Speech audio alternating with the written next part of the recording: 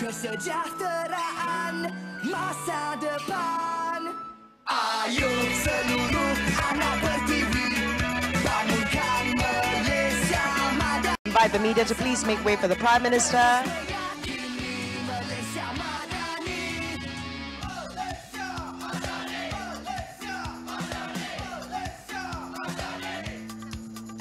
Please remain standing for the national anthem, Lagu Negaraku.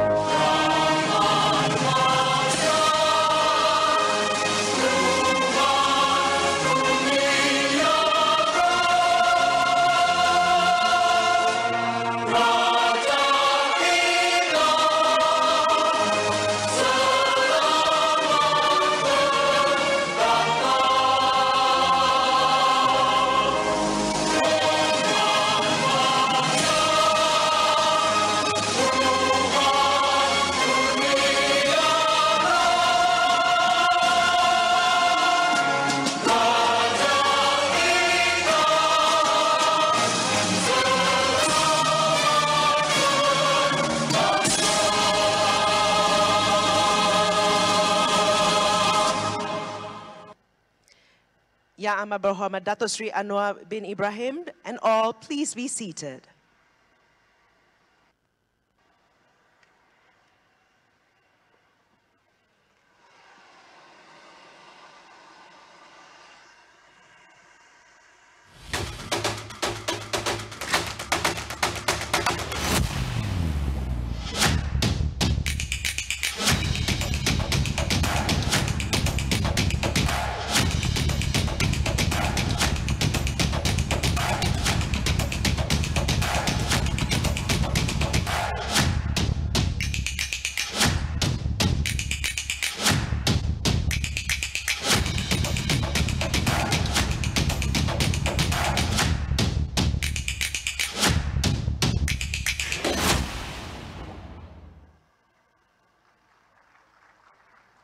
Wow, what an energy-filled beginning. Good morning, everyone. I feel like this isn't quite the right way to greet you all. Hold on, let's do this properly.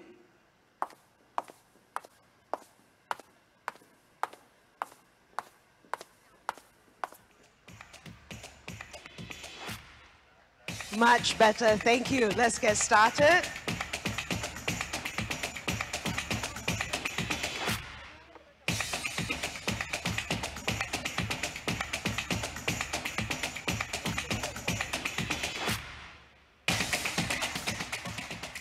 Yang Amat Berhormat Datuk Seri Anwar bin Ibrahim, Prime Minister of Malaysia.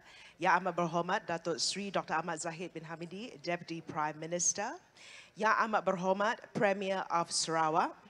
Yang Berhormat Rafizi Ramli, Minister of Economy. Chief Secretary to the Government of Malaysia. Distinguished Menteri, Menteri Besar dan Kedua Menteri. Their Excellencies, Ambassadors and Foreign Representatives, distinguished guests, ladies and gentlemen, Salam Malaysia Madani.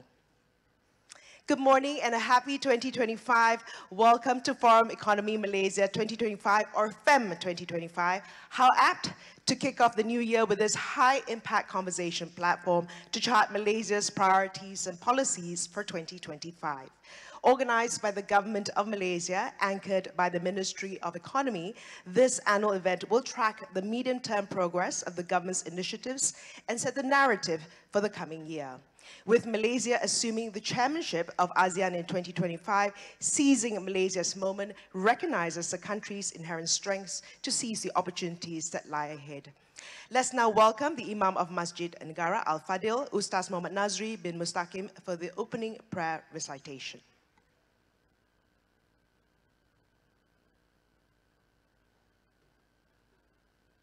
Assalamualaikum warahmatullahi wabarakatuh. Salam Malaysia Madani. Bismillahirrahmanirrahim. Alhamdulillahirabbil alamin. Hamdan syakirin, hamdan hamidin. Hamdan yuafi ni'amah wa yukafi'u mazidah. Ya Rabbana lakal hamdu kama yanbaghi li jalali wajhika wa azimi sultanik. Ya Allah, Tuhan yang Maha Bijaksana, kami bersyukur atas rahmat dan nikmat yang tidak terhitung sehingga kami dapat berhimpun di Forum Ekonomi Malaysia 2025 yang bakal dirasmikan oleh Yang Amat Berhormat Datuk Seri Anwar bin Ibrahim, Perdana Menteri Malaysia. Gunakanlah keberkatan kepada majlis ini agar membawa manfaat besar untuk pembangunan negara kami Malaysia. Ya Allah, jadikanlah perbincangan dalam forum ini sebagai titik tolak untuk memahami cabaran, mencari penyelesaian, menggubal strategi yang adil serta inklusif. Limpahkanlah hikmah dan petunjuk-Mu kepada para pemimpin, pakar dan peserta agar setiap keputusan selaras dengan kehendak-Mu dan membawa kebaikan untuk Malaysia. Ya Allah, kukuhkan kerjasama antara kami, baik di peringkat nasional maupun antarabangsa. Gunakanlah keberkatan dalam usaha ini, memajukan ekonomi yang mampan dan membina masyarakat sejahtera. Jauhkanlah kami dari penyelewengan, perpecahan dan sifat tamak yang amat merugikan bangsa dan negara. Rabbana atina fid dunya hasanah wa fil akhirati hasanah wa qina azaban nar. Sallallahu ala Muhammad walhamdulillahi rabbil alamin. Taqabbalallah. Thank you, Ustaz Al-Fadil. I'd now like to invite up on stage Yang Berhormat Rafizi Ramli, the Minister of Economy, for his welcome speech. A round of applause for the Minister.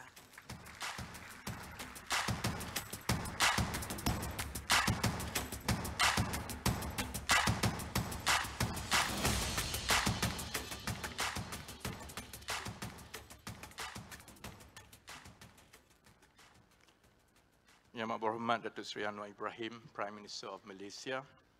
Yang Berhormat Datuk Seri Dr. Ahmad Zahid Hamidi, Deputy Prime Minister. Yang Berhormat Datuk Patinggi Tan Sri Dr. Abang Haji Abdul Rahman Zohari, Tun Datuk Abang Haji Uping, Premier of Sarawak. Ministers of the Cabinet of Malaysia, Yang Berbahagia Tan Sri Datuk Sri Syamsul Azri Abu Bakar, Chief Secretary to the Government. Yang Berbahagia Datuk Nur Azmi Dirun, Secretary General of the Ministry of Economy, corporate partners to the FEM, members of the media, ladies and gentlemen. Assalamualaikum warahmatullahi wabarakatuh. Good morning and thank you everyone for attending the inaugural Forum Ekonomi Malaysia or FEM. We are privileged to host an esteemed line of panelists for every session with diverse perspectives from ministers, industry leaders, academics, and thought leaders. This event would not have been possible without the tireless support from our principal partner, Maybank, and other strategic partners, CGS International Malaysia, Bursa Malaysia, and MBSP Bank. The purpose of today's forum is unlike any other, to have a central platform at the start of the year to present the economic direction for the year, to track policy progress openly and transparently, and to allow the most vibrant and engaging debates on where the country's economy is headed. Another less obvious purpose of the FEM is that Malaysia must increasingly take on a globalist approach to policymaking. The global environment is changing, and it demands more deliberate thought and action from all actors. Increasingly so, as small, open, and non-aligned, or we like to call ourselves SONA countries like Malaysia, have to take a high-stake role in the world stage. In particular, the SONA countries of Southeast Asia will play a vital role as the region's profile, approach, and vision go against the global tide that is currently headed in the opposite direction. Malaysia and Southeast Asia must recognize the unique differentiations we possess to carve our own path in this defining decade. The first differentiation is our unique demographic and growth profile. both now and its projected state in the future. What is often repeated is the market size, that Southeast Asia's 655 million population will grow to become the 4th largest economy in the world. The details of this shift, however, are equally as interesting. In 5 years' time, the middle-class population will double from 2 decades ago to emerge as the supermajority in Southeast Asia, at 65% of the population. That means the Southeast Asian middle-class population will exceed the population size of the United States and the European Union, making the region a consumer powerhouse with a higher spending power and standard of living. Added to that is its youth and digital profile, as Southeast Asians will be younger, more entrepreneurial, and more digitally connected than other regions in the world, even when other regions are expected to contract or slow down. Southeast Asia is still predicted to grow at a healthy pace of 4 to 5% in the next decade. This demographic and growth profile, we are young, digital, and middle class, is a rare and exceptional one. It explains why AI infrastructure, renewables, and digital investments have been pouring into Malaysia for the past 2 years, and it will continue to prove healthy as the region captures its next phase of growth. Ladies and gentlemen, the main mode of growth for the region in the next decade, however, will continue to run against the global tide of protectionism and isolationism that is prevailing now. Southeast Asia is the most heavily traded region in the world, both within Southeast Asia and with other blocs. Southeast Asia started from open trade.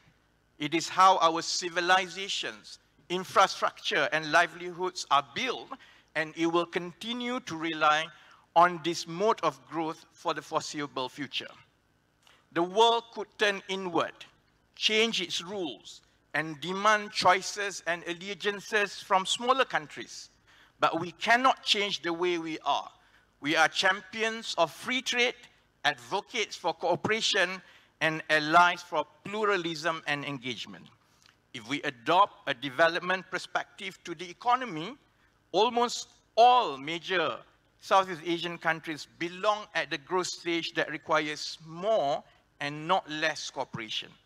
For Southeast Asia to break out of its middle-income trap that traditionally rely on low-cost, low-value labor, we must adopt and develop innovation, and innovation requires open and collaborative cooperation with others. That means this defining decade will see Southeast Asia go against the global tide by continuously seeking cooperation and partnerships with traditional and non-traditional allies based on pragmatic win-win parameters so that Southeast Asia's growth is ensured.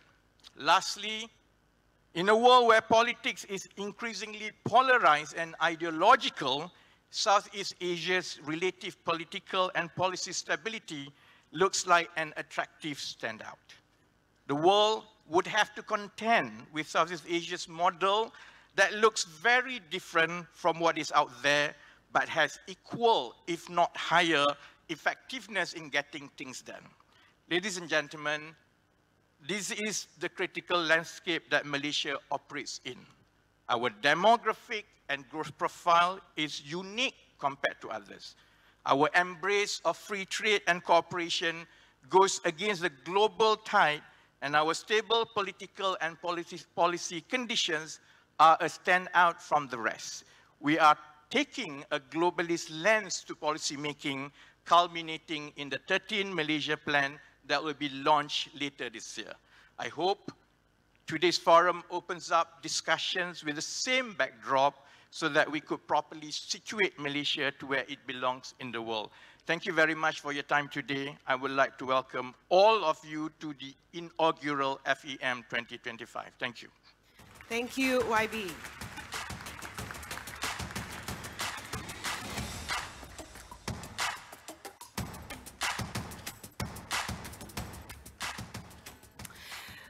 For our plenary speech, we are very honored to have with us Dr. Chris Miller, and Dr. Miller is the author of Chip War, The Fight for the World's Most Critical Technology. He's also Professor of International History, Fletcher School at Tufts University. Please put our hands together for Dr. Chris Miller.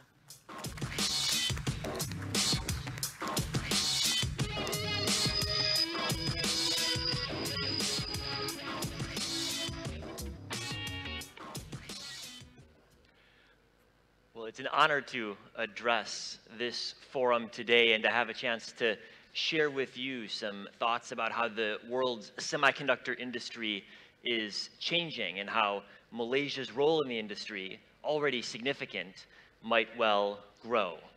What I'd like to suggest is that the world is in the midst of a battle for the future of technology, and semiconductors, the chips that are in our phones and in our cars and in our computers and that are driving AI progress, are at the center of this struggle. If you ask yourself, what's driving advances in artificial intelligence? What's driving capabilities like ChatGPT? What you find is that the key impetus behind economic progress and technological development is not better software or better algorithms, it's better semiconductors. It's the advances in computing power that semiconductors have created that enable systems that can talk to us as if they're almost human. And as we begin to deploy artificial intelligence capabilities across all aspects of society, and transportation and education and healthcare and manufacturing will rely even more on advanced semiconductors to enable these capabilities. Which means that the ability to produce advanced chips like these ones, this is a GPU chip produced by NVIDIA, the type of chip that undergirds almost all of the world's leading AI systems, will be even more important in the future than semiconductors are today. And if you ask yourself how these semiconductors are made, well, they require the most advanced manufacturing that humans have ever undertaken, the ability to bring together billions and billions of microscopic components together in a way that can provide the computing that our world requires. Cutting-edge chips like the ones in your phone or in computers or the chips that make AI systems possible, they rely on ultra-complex manufacturing, supply chains that spread across the world. And it's only thanks to this international cooperation that it's possible to bring together the expertise in material science and computer programming and physics and chemistry that make this advanced nanoscale manufacturing possible. Supply chains that stretch from Europe to Asia, from North America to Southeast Asia. These global supply chains have been critical for making technological advances possible. They explain the growth of the world's largest technology companies. They've undergirded advances in both technology and the economic progress that comes for them for many decades now. And yet, as the minister before me mentioned, global supply chains are under unprecedented pressure. There's demands for protectionism coming from all of the world's major economies. Political leaders from China to the United States, from Europe to Japan, are pushing for policies that provide more protection for their industries. And even sectors of the economy that one would have thought were solely civilian in focus are increasingly impacted by security measures, which means that international supply chains are under more pressure today than at any point since the origins of our current era of globalization. Challenges that I think are inevitable given the political dynamics and the geopolitical dynamics that we see, but challenges that are very impactful on the technology sector in particular, because it's the technology sector above all that has benefited from the supply chains that stretch across all of the world's key regions. And for a country like Malaysia, which plays a pivotal role in many of these technology supply chains, but is a medium-sized country between larger economies that are trying to reshape the global economy in their interest, there are both opportunities and challenges that stem from this. It'll come as no surprise to any of you that the world's geopolitical landscape is fracturing. Just look at the headlines over the past couple of years and you'll see extraordinary changes today of the type that would have been highly unexpected several decades ago. The world's leading economies, the world's most powerful militaries are increasingly facing off against each other. In Europe and the Middle East, there are active wars underway. And in Asia, there's more tension today than there has been for many decades. And I think given this geopolitical dynamic, given the intensification of tensions in all of the world's key regions, tragic though it is, it's inevitable that this geopolitical tension will begin to impact economics. There's simply no way we can expect supply chains to be unimpacted when the world's largest economies are in a state of extraordinarily elevated tension. And indeed, in the technology sector and the semiconductor industry, the impact of geopolitics is today greater than it's been in a very long time. And that's present more in semiconductors and the artificial intelligence capabilities that chips enable than in any other segment of the world economy. Just look at the world's leading economies and the extent to which their political leaders have focused on semiconductors over the past several years. From the United States, where I live, to India, where I was just before I came to Malaysia, to Europe, to Japan, to China, all of the world's key leaders are focused on the semiconductor industry. They're trying to build their own capabilities, increase the position that they play in semiconductor supply chains, both because they want to increase their resilience in the face of potential shocks of the type that we saw during the COVID-19 pandemic, but shocks that could also emerge from political or geopolitical factors. And they also realize that advanced semiconductors, because they make possible artificial intelligence, will be key not just for the broad health of their manufacturing base, but also key to securing advances in AI. Because behind every new AI system are more and more advanced semiconductors, which is a key reason why all of the world's key economies are focused on chips in a way they have never been before. And it's not just the chips themselves, it's the computing capabilities that they enable, which are increasingly in focus. Many countries, China, India, key European countries, are targeting growth in computing power. The amount of aggregate compute that they have is a key national goal. And indeed, as the world's largest technology companies spend billions and billions of dollars building out their data center infrastructure, governments are not alone in thinking about computing capacity. The world's biggest companies are too. And if you want to build vast data centers and deploy the most advanced AI capabilities, you need the world's most sophisticated semiconductors inside them, which means behind every aspiration to build a country's computing capabilities is the question of accessing and developing the most advanced semiconductor capabilities. If you look at the distribution today of computing power, you'll find that the world's two largest economies are also the two largest in terms of deployment of computing capabilities. This chart shows you the number of servers installed by country. So the United States is far in the lead, China far ahead of the rest of the world in a number 2 position. And increasingly, political leaders and economic leaders alike are looking at charts like this as they project the growth of computing power into the future. And they ask themselves what are the capabilities they'll need as artificial intelligence is deployed more widely throughout their economies.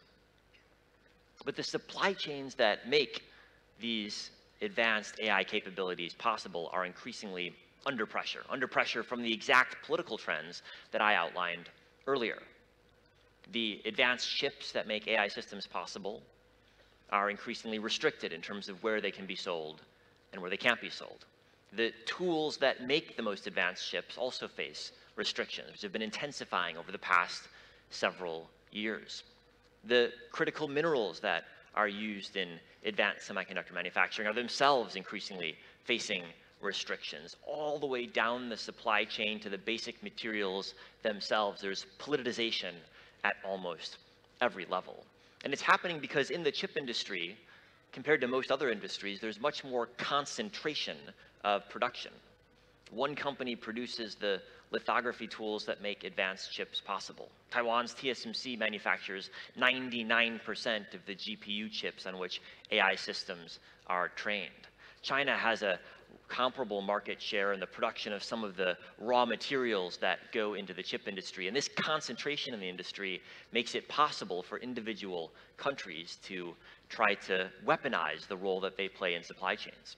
A trend that is understandable from the perspective of those countries, but also seen as dangerous by other players who rely on the capabilities that these supply chains enable. And it all happens as access to computing is getting even more important when it comes to developing artificial intelligence systems. This chart shows you the amount of computing power that was used to train the most advanced AI system of its day over the past several decades. And you'll notice the vertical axis shows you orders of magnitude increase in the amount of computing power being used. This is what AI researchers call the scaling laws. The intuition is that if you want to build a better AI system, you need to build a bigger AI system, trained on more data, and therefore using more computing power to undertake that training. This trend, which has been durable over now many decades, explains why the world's largest technology companies are spending tens of billions of dollars constructing vast data center complexes focused solely on the training and the deployment of AI systems. And if you ask the world's leading technologists, or if you look at how they're investing, they all believe that these scaling dynamics will continue. That if you want to build the next generation AI system, you'll need an even larger base of computing with which to do it, which means you'll need even more of the advanced semiconductors that have made AI possible, which means you'll become even more reliant on the highly concentrated and increasingly politicized supply chains that undergird the semiconductor industry. This is why artificial intelligence requires advances in the semiconductor supply chain, because it needs to deploy more compute at an extraordinarily rapid growth rate. And it means that the politicization of supply chains that we've seen over the past several years is, I think, only likely to grow.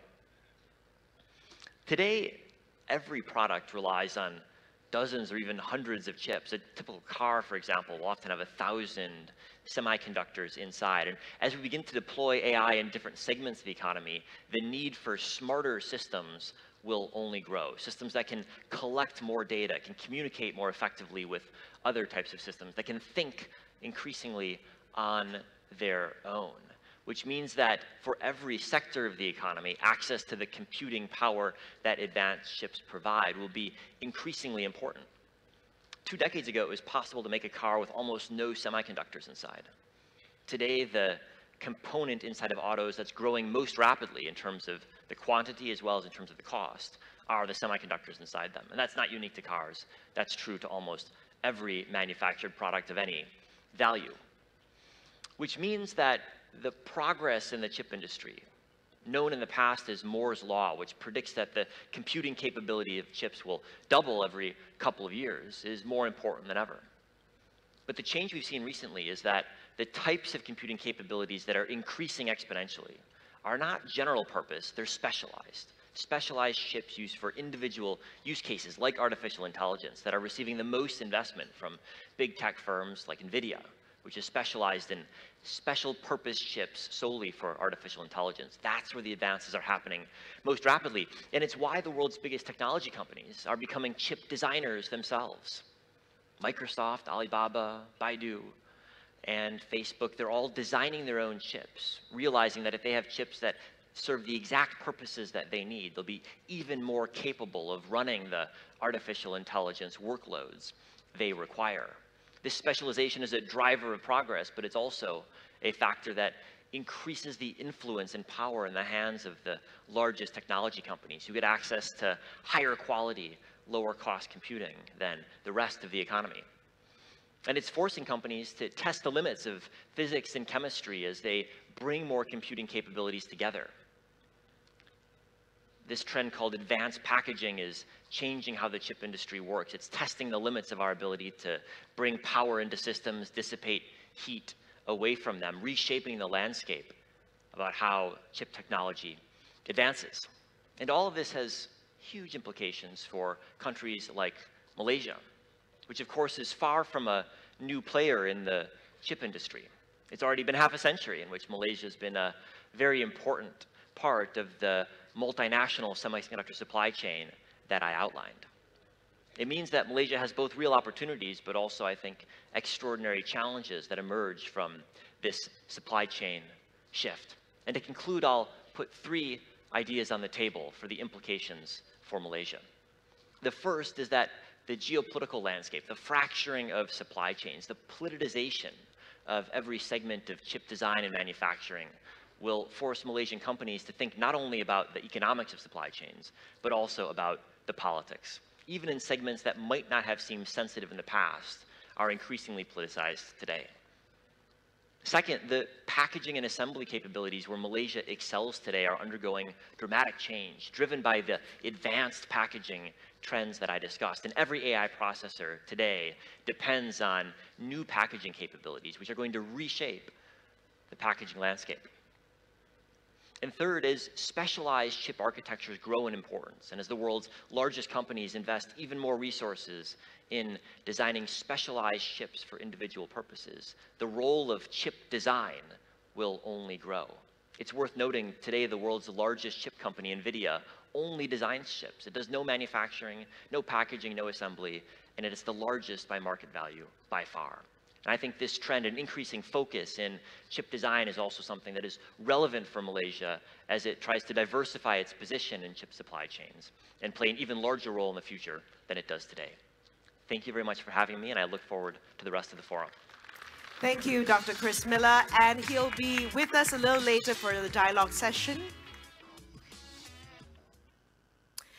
And now, for the keynote address, it is my honor to invite Yang Amat Berhormat Datuk Seri Anwar bin Ibrahim, the Prime Minister of Malaysia, up on stage. A round of applause for the Prime Minister of Malaysia.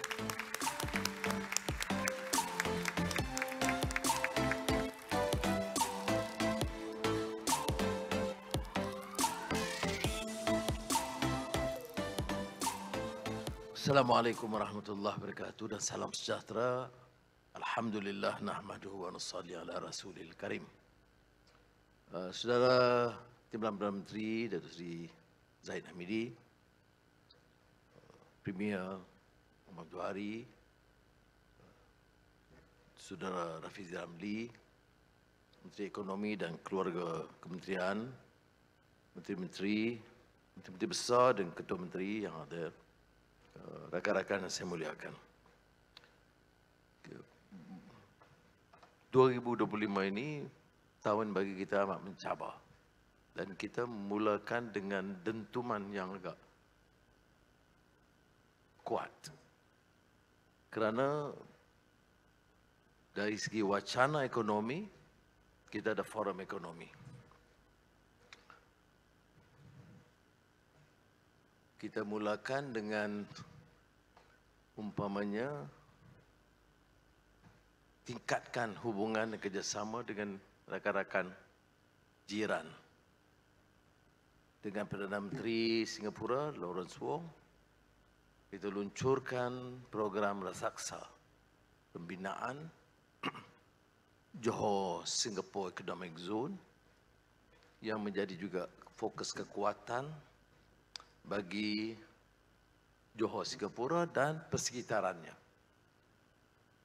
Sebentar lagi, Presiden Indonesia, Prabowo Subianto akan datang untuk kunjungan kerja sambil makan tengah hari dengan saya dan kemudian pulang kerana lawatan rasminya itu akhir bulan. Tapi yang pentingnya ialah kerana usaha kami untuk memastikan Indonesia, Malaysia bekerjasama mengangkat kekuatan ekonomi.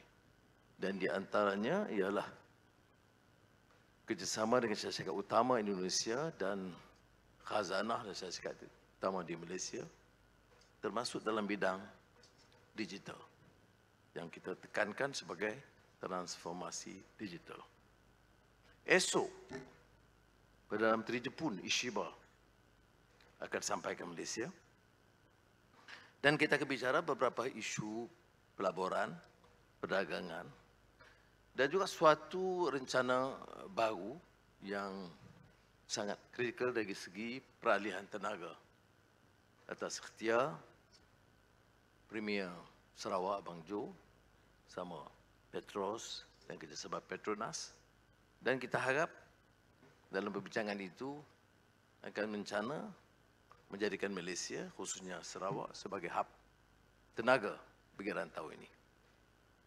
Sebelum itu, sementara berehat beberapa hari di Langkawi, saya sempat bincang dengan Dr. Thaksin, mantan Perdana Menteri Thailand, yang akan membantu saya dalam kerja kepengurusian ASEAN untuk meningkatkan bidang kerjasama dengan Thailand, dengan negara yang dianggap Indo-China sebelum itu, termasuk dalam bidang-bidang seperti selain daripada yang disebut microchip, semiconductor, tetapi juga tentang blockchain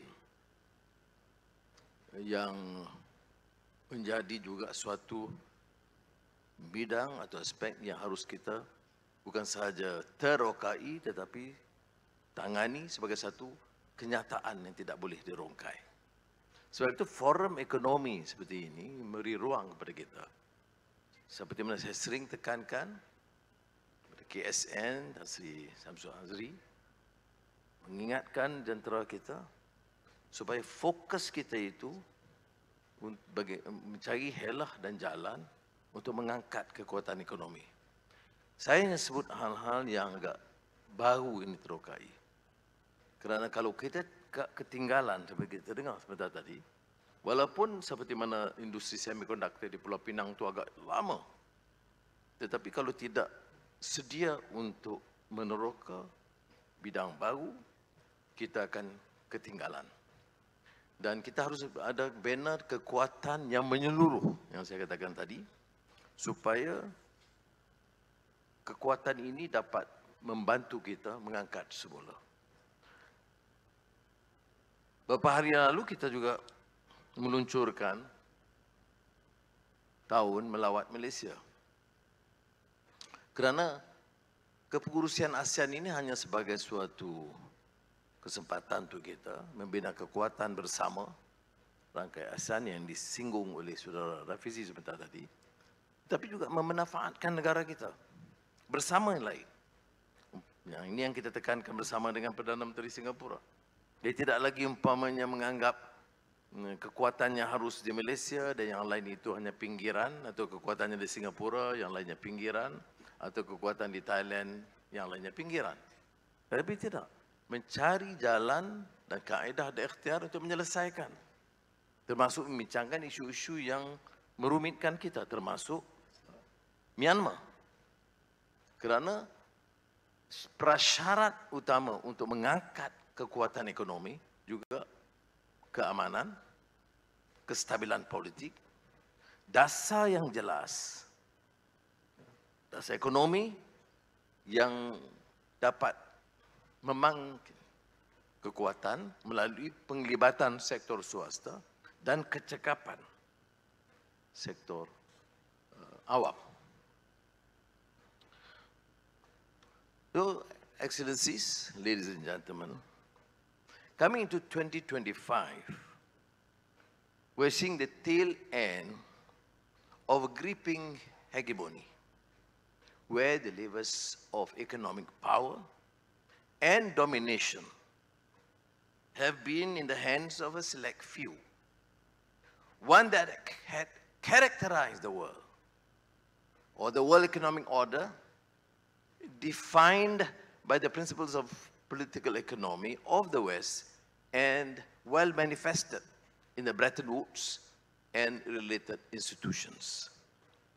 But as the superpowers retreat from responsibilities towards economic isolationism that was referred to, building walls of protectionism and isolationism, while still chanting the mantra of a rule-based world economic order, we are seeing a divergence opening. And that is the rare opportunity to recalibrate policy positions towards economic pluralism, cooperation across multilateral platforms, and decision infused with a moral conscience. Then the relevance of Forum Ekonomi Malaysia. So is this chairmanship of ASEAN coming at a very opportune and challenging moment, because Asia has become the center of the global economy, and ASEAN is projected to be the fourth largest economic bloc in the world. Now, the lion's share of global growth will stem from a combination of ASEAN, India, and China, collaborating with the West, United States, and Europe, resulting in a burgeoning middle class and a growing influence over decision-making. When we formed the government at the end of 2022, we sought economic legitimacy through political stability in a world where the latter is increasingly hard to come by. Thereafter, we rolled out a series of progressive economic policies in our growth narrative, the Ekonomi Madani, fiscal space, and people-centric initiatives, whilst being driven by the fervor of institutional reform. The economy has rebounded dramatically, alhamdulillah, and we are seeing an influx of strategic investments across the board, and impressively and substantially in renewables and AI infrastructure. A shifting world economic order and empowered ASEAN and a stable Malaysia means we are no longer satisfied with playing the spectator. We must therefore take up the mantle to chart the path forward in three leadership domains.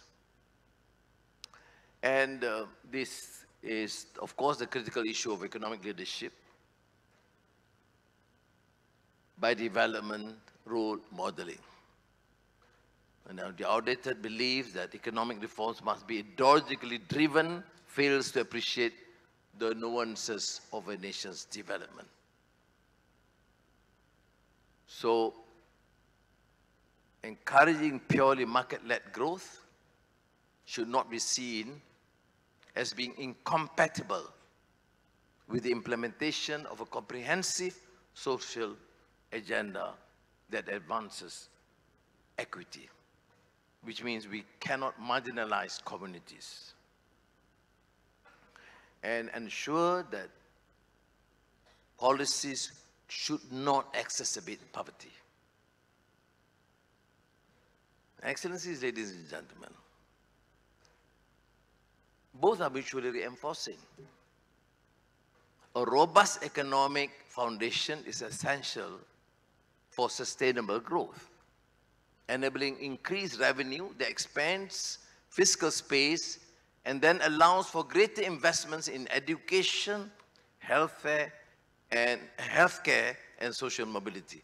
It's interesting that when I responded to the question during the media conference in the presence of Prime Minister Lawrence Wong, the interest was, of course, the mega project HSR.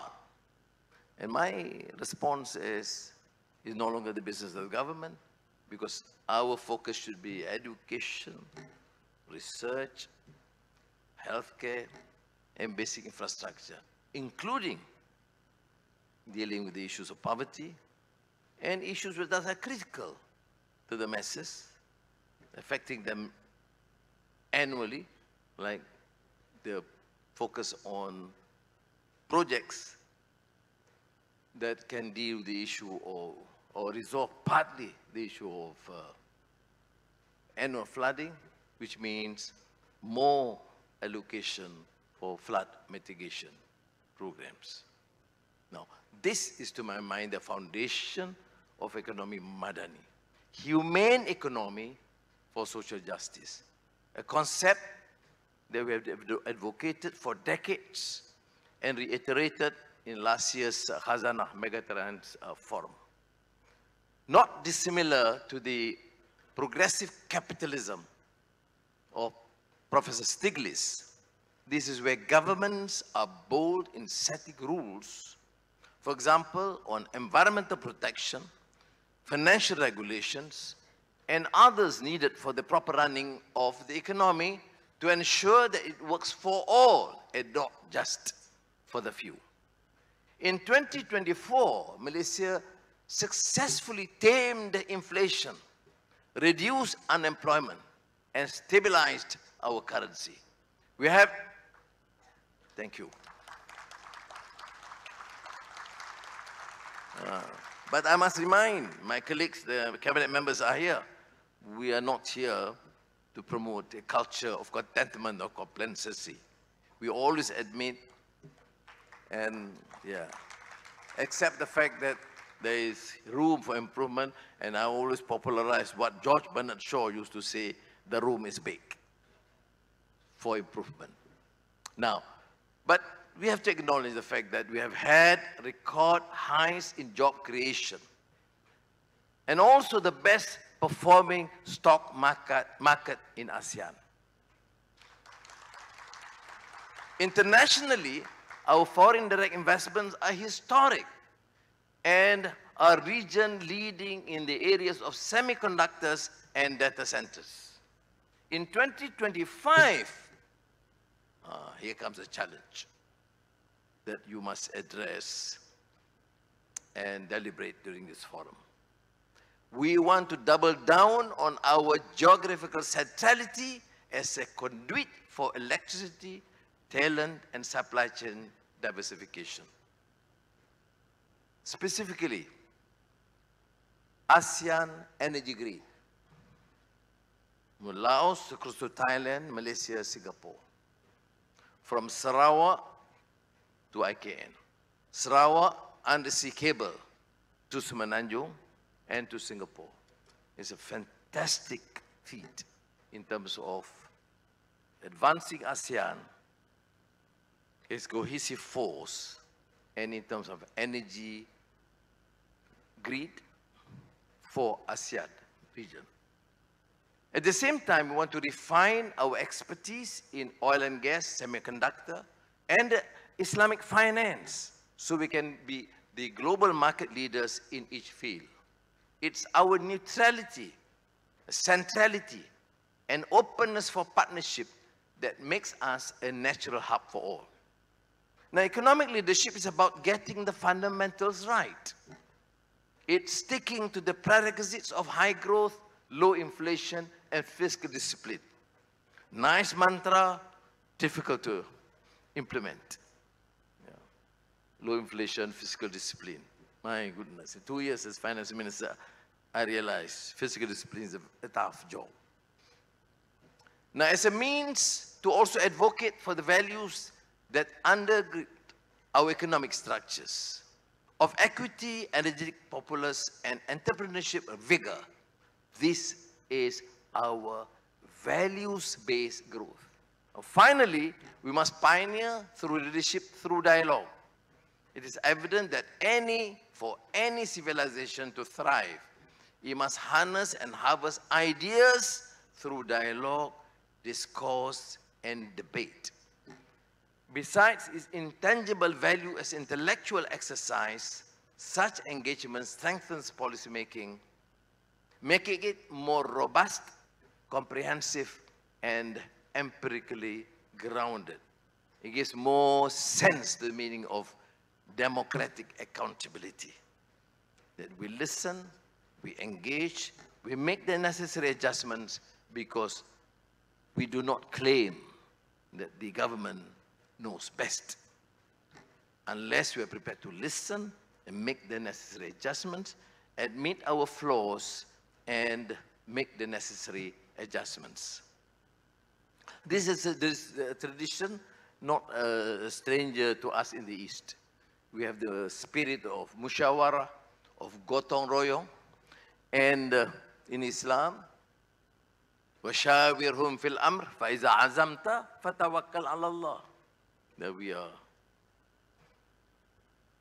instructed to consult among ourselves, but once decision is made, then proceed with all the strength and vigor and leave it, the rest to Allah subhanahu wa ta'ala. So there is that consultation, but there's an end. Once decision is made, then we must have that political resolve and the spirit and the commitment to implement to the best of our ability. This is what is required in a country, because continued debate on elementary, unnecessary issues is an important deflection. It's exciting to some people, but it does not resolve the issues that we face and will not ensure our growth and our success to ensure that Malaysia remains an important player in the region. We must get our work in order and work together as a great team of Malaysians from all regions, from all states, from all communities. Jadi rakan-rakan yang saya muliakan, sekali lagi saya ucapkan penghargaan kepada Kementerian Ekonomi karena inisiatif ini yang saya anggap satu yang penting. Kerana kalau kita mau mengangkat martabat ekonomi dan negara kita, kita tidak boleh lengah lagi. Tidak boleh terbawa-bawa untuk bicara hal-hal remeh yang hanya melemahkan kita dan mengancam kekuatan kita. Ini peluang kesempatan terbaik untuk negara ini.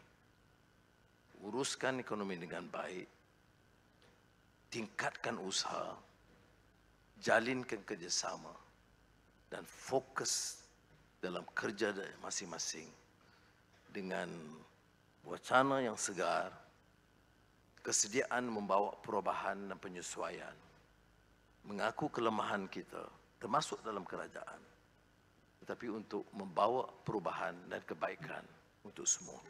Terima kasih. Wassalamualaikum warahmatullahi wabarakatuh.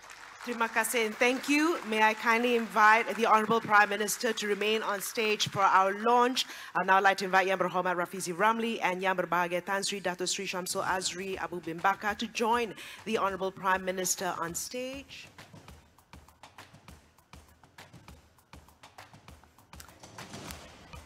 On my count. On my count, I'd like to invite the Honourable Prime Minister to please press on the screen for the act of launch. 3, 2, 1.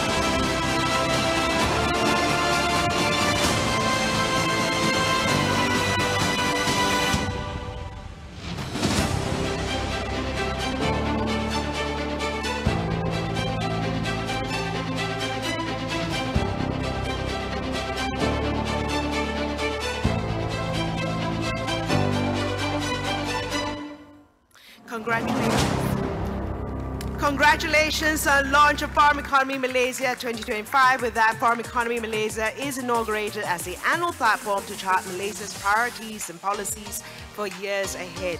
I'd now like to invite Yang Amat Berhormat Datuk Sri Ahmad Zahid Hamidi, Yang Berbahagia Datuk Azmi bin Diron, Yang Berbahagia Tan Sri Zamzam Zairani Muhammad Isa, Madam Carol Fong, Yang Berbahagia Tan Sri Abdul Wahid Omar, and Yang Berbahagia Datuk Wan Kamruzaman Wan Ahmad up on stage for a group photo.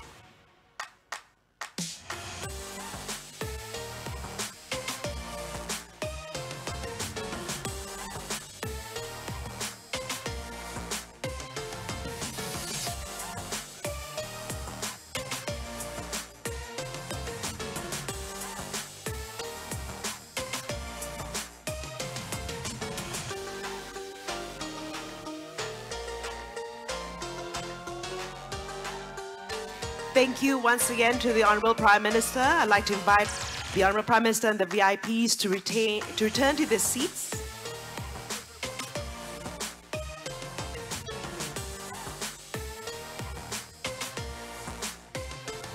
I would like to invite everyone to also join us. We'll be taking a photograph of the VIPs together with the audience. I'd like to invite the VIPs to remain standing and everyone to stand as well for this massive group photo.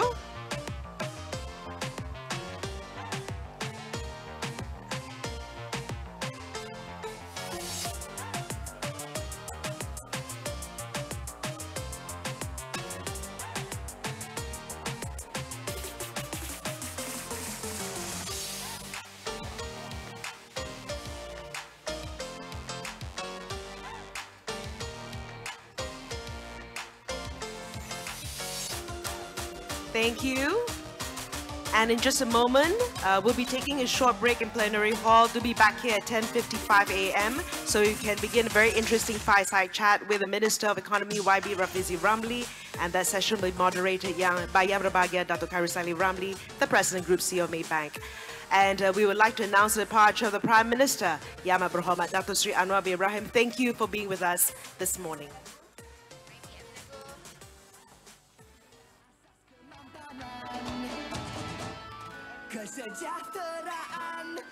To be back here at 10:55 a.m.